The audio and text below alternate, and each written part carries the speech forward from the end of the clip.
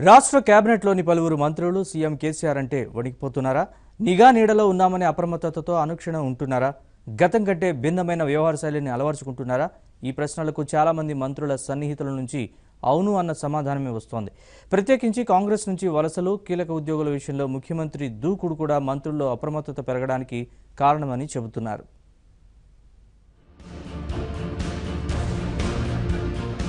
తెలంగాణ కేబినెట్లో మంత్రులు అనుక్షణం అప్రమత్తతతో వ్యవహరిస్తున్నారు. తాము కలిసిన వివిధ సందర్భాల్లో ముఖ్యమంత్రి స్వయంగా చేసిన హెచ్చరికలు, ఇటీవలి కాలంలో చోటు చేసుకుంటున్న రాజకీయ పరిణామాలు, వరుస ఎన్నికలు మంత్రులు అత్యధికుల్లో భయాన్ని పెంచాయని వారితో నిత్యం ఉండేవారు చెబుతున్నారు. ఇక కొత్తగా మంత్రి పదవులు చేపట్టిన వారు చీమ చిటుక్కుమన్నా ఉలిక్కిపడే పరిస్థితి ఉందని అంటున్నారు. లోగడ తమ వద్దకు ఎవరైనా సమస్య ఉందని దరఖాస్తు తీసుకుని వస్తే చాలామంది మంత్రులు దాన్ని చదివేవారు కాదు. మౌఖికంగా చెప్పే వివరాల ఆధారంగా దరఖాస్తుపై సంతకం చేసి సంబంధిత అధికారులకు ఇవ్వాలని చెప్పేవారు.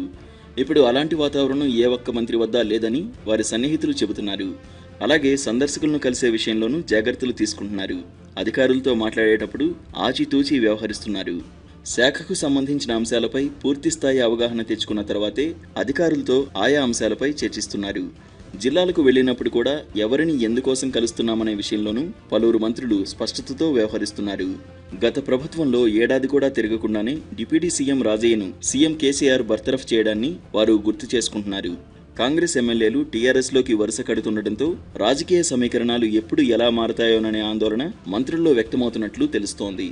రాజకీయంగా ఇతరత్రా ఏ పరిణామమైనా అటు తిరిగి ఇటు తిరిగి తమ మెడకు ఎక్కడ చుట్టుకుంటుందో అనే బెంగ మంత్రులను పీడిస్తున్నట్లు సమాచారం.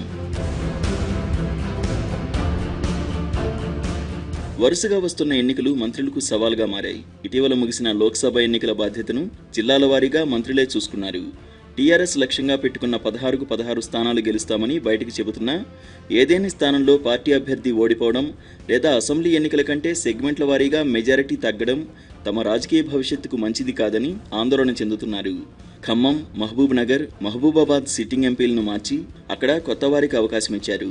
ఉమ్మడి ఖమ్మం జిల్లాకు మంత్రి లేకపోయినా మిగిలిన స్థానాలకు సంబంధించి కేబినెట్లో మంత్రులకు ప్రాతినిధ్యం ఉంది. తమ ఒత్తిడితో అభ్యర్థులను మార్చిన పరిస్థితుల్లో కొత్తవారు ఓడిపోవడం లేదా మెజారిటీ తక్కువ రావడం జరిగితే తమ పరిస్థితి ఏమిటని వారు ఎక్కువ కలవరపడుతున్నట్లు తెలుస్తోంది. ఇక జిల్లా, మండల పరిషత్ ఎన్నికలు కూడా మంత్రులకు ప్రతిష్టాత్మకమని వారి సన్నిహితులు చెబుతున్నారు. పరిషత్ ఎన్నికల్లో అభ్యర్థుల ఎంపిక బాధ్యతను ఎమ్మెల్యేలకు అప్పగించినా జిల్లాల వారీగా వారిని గెలిపించే భారం మంత్రులపైనే ఉందని అంటున్నారు. మంత్రులు ప్రాతినిధ్యం వహించే జిల్లాలో పార్టీ అభ్యర్థులు గెలవకపోతే అది ఆ జిల్లా మంత్రి వైఫల్యం కిందకి వస్తుందని చెబుతున్నారు. లోక్సభ, పరిషత్ ఎన్నికల ఫలితాల తర్వాతే రాష్ట్ర కేబినెట్ను సీఎం కేసీఆర్ పూర్తి స్థాయిలో విస్తరించే అవకాశం ఉందని టీఆర్ఎస్ వర్గాలు భావిస్తున్నాయి. ఎమ్మెల్యేల సంఖ్య ప్రకారం కేబినెట్లో సీఎం కాకుండా గరిష్టంగా 17 మంది మంత్రులు ఉండే అవకాశం ఉంది. ప్రస్తుతం కేబినెట్లో సీఎం కాకుండా మంత్రులు 11 మంది ఉన్నారు. ఇంకా 6గురిని మంత్రివర్గంలోకి తీసుకోవచ్చు. లోక్సభ ఎన్నికల తర్వాత కేబినెట్ పూర్తి స్థాయి విస్తరణ ఉంటుందని స్వయంగా సీఎం కేసీఆర్ చెప్పారు. లోక్సభ ఎన్నికల ఫలితాలు మే 23న, ఆ తర్వాత 2-3 రోజులకు పరిషత్ ఫలితాలు వెలువడనున్నాయి. జూన్ 2న తెలంగాణ రాష్ట్ర ఆవిర్భావ దినం.